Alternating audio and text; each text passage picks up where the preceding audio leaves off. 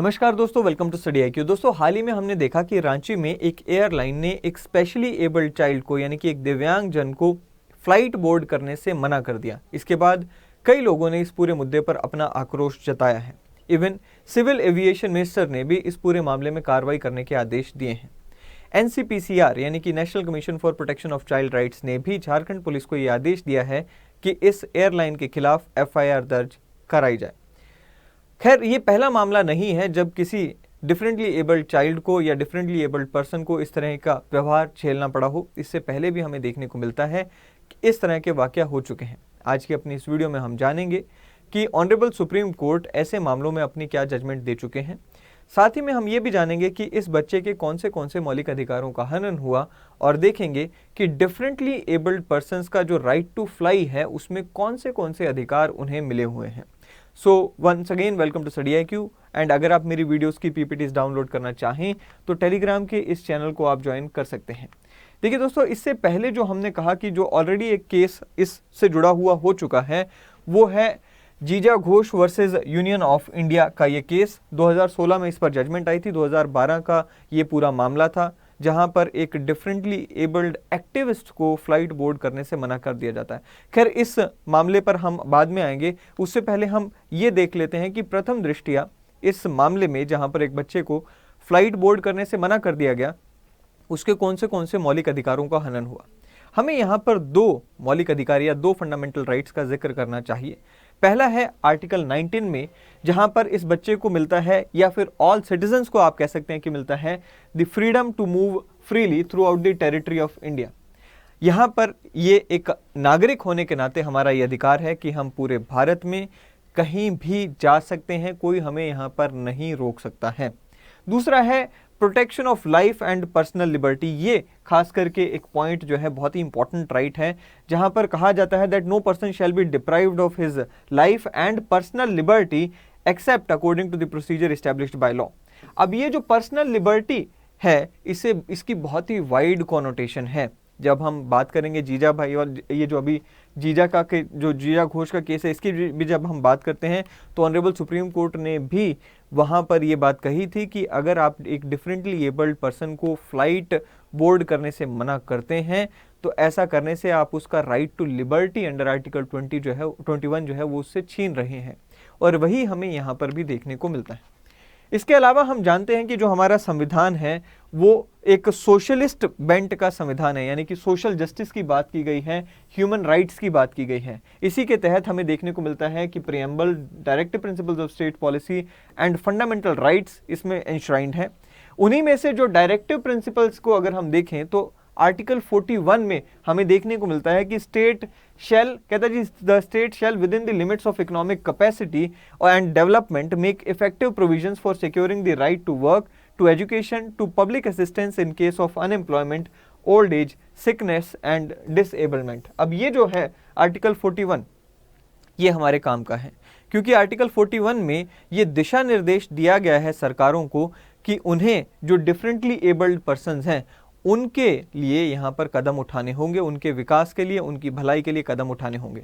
इसी आर्टिकल के तहत हमें देखने को मिलता है कि एक बहुत ही इंपॉर्टेंट एक्ट लाया गया, that is persons with disability act 2006। अब ये जो पर्सन्स विद डिसेबिलिटी एक्ट है 2006 का, सबसे पहले तो ये पर्सन्स विद डिसेबिलिटी को डिफाइन करता है। उसके बाद ये इसी एक्ट में इन लोगों के, जो कि यहाँ पर स्पेशली एबल्ड लोग हैं, दिव्यांगजन हैं, इनके बहुत सारे अधिकारों को एन्यूमरेट किया गया है। साथ ही में यहाँ पर सरकार की जिम्मेवारी भी तय की गई है। और साथ ही में एक आम यहाँ पर जो बात कही गई है वो ये कि भाई इन लोगों को आप डिस्क्रिमिनेट नहीं कर सकते, जो दिव्यांगजन हैं उनके खिलाफ आप डिस्क्रिमिनेट नहीं कर सकते हैं। सबसे पहले हम देखते हैं कि पर्सन विद डिसेबिलिटी को डिफाइन किस तरह से किया गया है। सेक्शन 2 क्लॉज एस में यहाँ पर बताया गया that a person with disability means a person with long term physical, mental, intellectual और sensory impairment which in interaction with the barriers hinders his full and effective participation in society equally with others. अब इसी act में section 3 जो है वो हमारे यहाँ पर लिए खास हो जाता है। सेक्शन 3 कहता है that no person with disability shall be discriminated on the ground of disability unless it is shown that the impunged act or omission is proportionate means of achieving a legitimate aim. So यहाँ पर स्पष्ट कर दिया गया कि जब तक आपके पास कोई खास कारण नहीं है, खास कारण भी क्या, लीगली कोई कारण आपके पास नहीं बनता है, तब तक आप एक पर्सन विद डिसेबिलिटी के खिलाफ डिस्क्रिमिनेट नहीं करेंगे। कहते जी no person shall be deprived of his or her personal liberty only on the grounds of disability. So section 3 इस एक्ट का वो भी इस पूरे मामले में यहाँ पर इन्फ्रिंज होता हुआ दिखाई दे रहा है। इसके बाद हम बात करते हैं सेक्शन 41 की। जो सेक्शन 41 है इस एक्ट में, वो यहाँ पर बात करता है स्पेशल प्रोविजंस बनाने की, या यहाँ पर आप कहें कि जो पर्सन्स विद डिसेबिलिटी हैं या स्पेशल एबिलिटी हैं उनके लिए किस तरह से ट्रांसपोर्टेशन के साधन बढ़ाए जाएं और ट्रांसपोर्टेशन के मीन्स जो है उनके लिए एक्सेसिबल बनाए जाएं, उसकी बात यहाँ पर खासकर करता है। कहता है जी establishments associated with providing transport have been encouraged to adapt buses, trains, boats and aircrafts and waiting areas to allow for easy access to people with disabilities and to adapt toilets to allow people with disabilities to use them conveniently. So 41 में यहाँ पर आप देखिए जितने भी transportation से sector से जुड़े हुए लोग हैं या जितने भी ऑर्गेनाइजेशंस हैं, एसोसिएशंस हैं, एंटिटीज़ हैं, उन सबको यहाँ पर एनकरेज किया गया है कि पर्सन्स विद स्पेशल एबिलिटीज़ के लिए भी आपको ये जो सेक्टर है वो एक्सेसिबल बनाना है। ये जो ट्रांसपोर्टेशन के माध्यम है, साधन है, उन्हें एक्सेसिबल बनाना है, चाहे वो आपका व्हीकल हो या फिर आपके बोर्डिंग एरियाज़ हों, वेटिंग एरियाज़ हों या फिर आपके टॉयलेट्स ही क्यों ना हो। अब बात करते हैं जीजा Ghosh versus union of India की। एक बहुत ही खास केस है, इस पूरे मामले पर बात करता हुआ 2012 में हमें देखने को मिलता है कि एक डिफरेंटली एबल्ड एक्टिविस्ट हैं जीजा घोष, उन्हें फ्लाइट बोर्ड करने से मना कर दिया जाता है।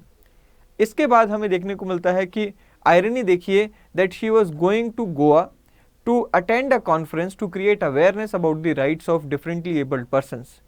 ऐसा हो पाता उससे पहले ही उन्हें कैलकाटा एयरपोर्ट पे रोक लिया जाता है, उन्हें प्लेन में से उतारा जाता है। ये मामला बहुत बड़ा बन जाता है। उसके बाद हमें देखने को मिलता है कि 2016 में ऑनरेबल सुप्रीम कोर्ट की इस पूरे मामले में जजमेंट आती है। कुछ खास बातें कही गई हैं, चलिए देखते हैं। सबसे पहले कहा गया that the conduct of airline to airline was against the basic rights of human dignity enshrined in article 21 of the constitution. दूसरी बात ये कि जो यहाँ पर उस समय का जो एक्ट था that is disability act of 1996 के अंडर सिविल एविएशन रिक्वायरमेंट्स बनी थी, CAR, अभी उसका भी हम जिक्र करेंगे। जो सिविल एविएशन रिक्वायरमेंट्स बनी थी उसका भी यहाँ पर जो है डिसरिगार्ड किया गया इस पूरे केस में। साथ ही में कहा गया that right to fly is a fundamental right. इसके बाद हमें देखने को मिलता है कि सुप्रीम कोर्ट ने यह भी कहा कि भाई दो इंपॉर्टेंट मुद्दों को इस पूरे मामले में हमें देखना चाहिए। पहला है एक्सेसिबिलिटी एंड दूसरा है रीजनेबल एकोमोडेशन। एक्सेसिबिलिटी का मतलब ये कि जो भी यहाँ पर संसाधन हैं, चाहे वो ट्रांसपोर्टेशन हो या फिर पब्लिक फैसिलिटीज़ हो, वो आज तक भी प्रॉपरली या कंप्लीटली एक्सेसिबल नहीं हुए हैं, यानी कि जो डिफरेंटली एबल्ड लोग हैं उनकी पहुंच में आज तक आ ही नहीं पाए हैं, जो कि एक चिंता का विषय है। और दूसरा है रीजनेबल एकोमोडेशन। जब आपने एक व्यक्ति को डीबोर्ड कर दिया, सबसे पहली बात तो वो गलत था। दूसरी बात ये कि जब आप एक व्यक्ति को यहाँ पर फ्लाइट में बिठा रहे हैं तो वहाँ पर उन्हें प्रॉपर सीट प्रोवाइड करवाई जानी चाहिए। जब वो वेटिंग एरिया में हैं उनको प्रॉपर सीट प्रोवाइड कराई जानी चाहिए। सो अकोमोडेशन जो है यहाँ पर प्रॉपर होनी चाहिए दिव्यांगजन की। द एयरलाइन हैड टू पे, इस केस में तो खैर 10 लाख रुपए की कॉम्पोजिशन जो है एयरलाइन को पे करनी पड़ती है। People with disability should not be made to remove their prosthetic limbs and calipers during the security check. ये एक और बात इंपॉर्टेंट कही गई यहाँ पर कि भाई जब सिक्योरिटी चेक होता है, ये CAR यानी कि जो अभी हम बात करेंगे सिविल एविएशन रूल्स की भी अगर हम बात करें या रिक्वायरमेंट्स की भी अगर हम बात करें तो उसमें भी ये स्पष्ट कर दिया गया बाद में तो कि भाई जब सिक्योरिटी चेक होता है तो वहाँ पर भी जो प्रोस्थेटिक्स हैं वो उतारने की ज़रूरत नहीं है दिव्यांगजन को। साथ ही में यहाँ पर यह भी कहा गया कि कई बार हम देखते हैं कि भाई मैन्युअली जो दिव्यांगजन है उन्हें उठाने की कोशिश की जाती है, राइट। सो यहाँ पर जो भी सिक्योरिटी चेक्स हैं वहाँ पर उन्हें मैन्युअली जब तक उनकी इच्छा ना हो तब तक उन्हें उठाया नहीं जाएगा without their consent. And also said that the security checks should be done without violating the personal dignity. आप जब दिव्यांगजन को सिक्योरिटी चेक के थ्रू लेकर जा रहे हो या उनका सिक्योरिटी चेक हो रहा है, तो उनकी जो पर्सनल डिग्निटी है उसका ख्याल रखते हुए, रिस्पेक्ट मेंटेन करते हुए प्रॉपर वे में आप यहाँ पर जो है सिक्योरिटी चेक करेंगे। ऐसा नहीं है कि मिसबिहेव करना शुरू कर दें। अब हम सिविल एविएशन रिक्वायरमेंट्स की बात करते हैं। देखिए भाई, जब ये पूरा मामला हुआ 2012 में, उसके बाद एक कमेटी का गठन किया जाता है अंडर उस समय के जो सिविल एविएशन सेक्रेटरी थे, उनके अंडर ये कमेटी बनाई गई। उस कमेटी की जो प्रॉपर गाइडलाइंस आती हैं उनके तहत ये सिविल एविएशन रिक्वायरमेंट्स को दोबारा यहाँ पे फ्रेम किया जाता है। और जो सिविल एविएशन रिक्वायरमेंट्स है उन्हें फ्रेम करा किसने है? Director general of civil aviation ने। अब डायरेक्टरेट जनरल जो है उन्होंने किसके तहत किया? Rule 133A of aircraft rules 1937 के तहत ये सिविल एविएशन रिक्वायरमेंट्स को बनाया गया। अब ये जो सिविल एविएशन रिक्वायरमेंट्स हैं, these are specifically with respect to the carriage by air of persons with disability or persons with reduced mobility. So खास करके दिव्यांगजन को कैसे बाय एयर ट्रैवल करना है, और उन्हें जो एयर स्टाफ है, जो एयरलाइन का स्टाफ है, या फिर जो ऑपरेटर होते हैं, एयरपोर्ट ऑपरेटर होते हैं, उनको जो खास करके जो दिशा निर्देश दिए गए हैं वो इसमें दिए गए हैं, सिविल एविएशन रिक्वायरमेंट्स में दिए गए हैं। अब हम जानेंगे कुछ ऐसे सिविल एविएशन रिक्वायरमेंट्स जो कि इस पूरे मामले में रेलेवेंट हो जाते हैं। देखिए भाई, एक चीज़ को समझकर चलें कि ये जो सिविल एविएशन रिक्वायरमेंट्स हैं इनकी लिस्ट बहुत ही लंबी है, जहाँ पर हर जो भी यहाँ पर स्टेक होल्डर है उन्हें यहाँ पर दिशा निर्देश दिए गए हैं, चाहे वो सिक्योरिटी स्टाफ हो, चाहे वो एयरपोर्ट ऑपरेटर हो, या फिर वो एयरलाइन स्टाफ ही क्यों ना हो, सबको यहाँ पर जो है दिशा निर्देश दिए गए हैं कि किस तरह से दिव्यांगजन जो हैं उनके साथ आपको यहाँ पर बर्ताव करना है जब वो ट्रैवल कर रहे हैं। सबसे पहले हम यहाँ पे बात करते हैं, कहता है जी no airline shall refuse to carry persons with disability or persons with reduced mobility and their assistive aids, devices, escorts and guide dogs, including their presence in the cabin, provided such persons or their representatives at the time of booking or check-in for travel inform the airline or their requirements.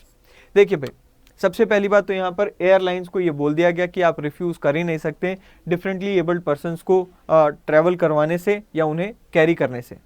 और उनको ही नहीं, यहाँ पर ये भी कह दिया गया कि उनके जो साथ में होंगे, जो गाइड्स होंगे उनके, या फिर उनको जो हेल्प करने के लिए एस्कॉर्ट्स होंगे, इवन गाइड डॉग्स तक को आप यहाँ पर साथ में कैरी करने से मना नहीं कर सकते, प्रोवाइडेड जो दिव्यांगजन है उनकी भी ये रिस्पॉन्सिबिलिटी है कि एडवांस में वो इन्फॉर्म करें कि हम अकेले नहीं होंगे, हम डिफरेंटली एबल्ड हैं और हमें यहाँ पर हमारे एस्कॉर्ट के साथ चलना है।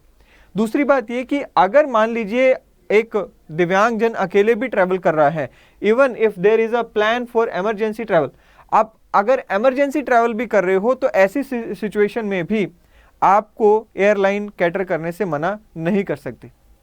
आगे कहते हैं जी, all the airlines and airport management shall run programmes for their staff engaged in passenger handling.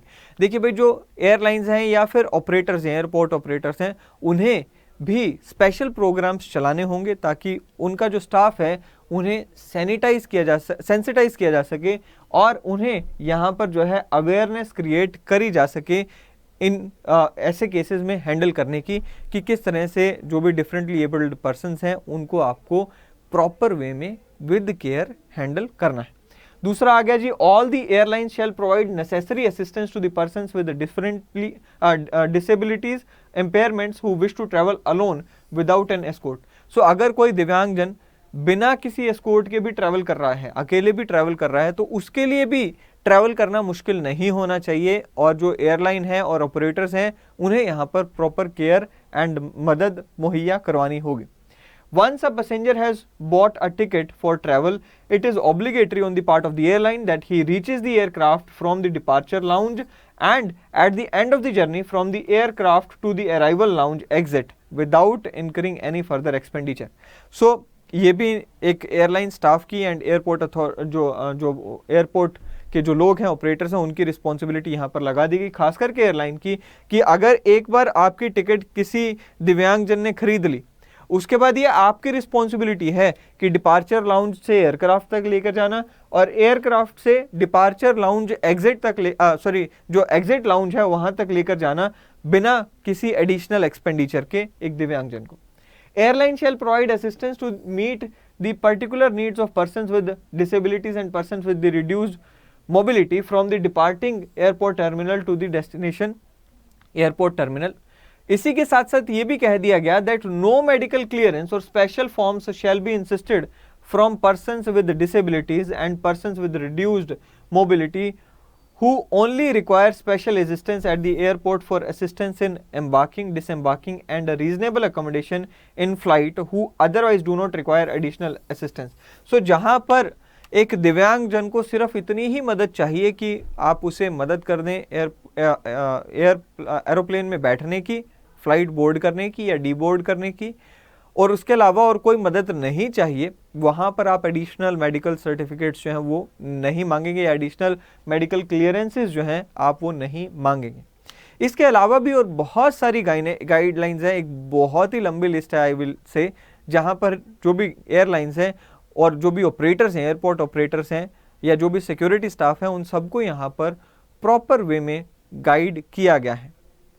जैसे कि एयरलाइंस को ये कहा गया है कि जो भी दिव्यांगजन होंगे उन्हें आपने एयरक्राफ्ट में इस तरह से सीट्स अलॉट करनी है कि उन्हें बैठने में दिक्कत परेशानी ना हो, लेग स्पेस जो है वो काफ़ी अच्छा हो, और उन्हें जब फ्लाइट से उतरना है या फिर फ्लाइट पर चढ़ना है, ऐसे में दोनों ही केसेस में प्रायोरिटी देनी होगी।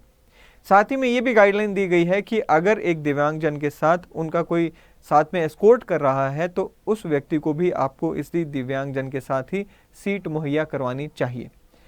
अगर कोई दिव्यांगजन यहाँ पर मजबूरी में स्ट्रेचर से अगर उसे उतारना पड़ेगा तो ऐसे में आप स्ट्रेचर पे उतारने से मना नहीं कर सकते। इसी तरह से कहा गया कि आपको एक दिव्यांगजन को व्हीलचेयर अगर मुहैया करवाने की ज़रूरत है तो आपको करवानी पड़ेगी। सो बहुत सारी एक्सटेंसिव गाइडलाइंस हैं जो कि यहाँ पर बनाई गई हैं इन लोगों के लिए, दिव्यांगजनों के लिए, ताकि डिफरेंटली जो भी एबल्ड हैं वो आम जन की तरह ही यहाँ पर ट्रैवल कर सकें बिना किसी यहाँ पे मुश्किल के, बिना किसी यहाँ पर दिक्कत परेशानी के। अनफॉर्चुनेटली ये जो इंसिडेंस हुआ ये नहीं होना चाहिए था, बट स्टिल क्योंकि ये इंक्वायरी का मुद्दा है, एक तरफ एयरलाइन अपनी सफाई दे रही है कि हम यहाँ पर हमारी मजबूरी थी, खैर वो तो जब इंक्वायरी होगी, जब रिपोर्ट आएगी तभी पता चलेगा, उस मुद्दे पर तो हम कमेंट नहीं करेंगे। बट एक नागरिक होने के नाते आपको अपने अधिकारों को पता होना चाहिए, आपके आसपास के जो लोग हैं उनके अधिकारों का भी आपको पता होना चाहिए, आपको उन्हें भी मदद करनी चाहिए। आज की वीडियो में इतना ही दोस्तों, कल अगली वीडियो में फिर एक बार मिलेंगे। Till then thank you and have a great day ahead.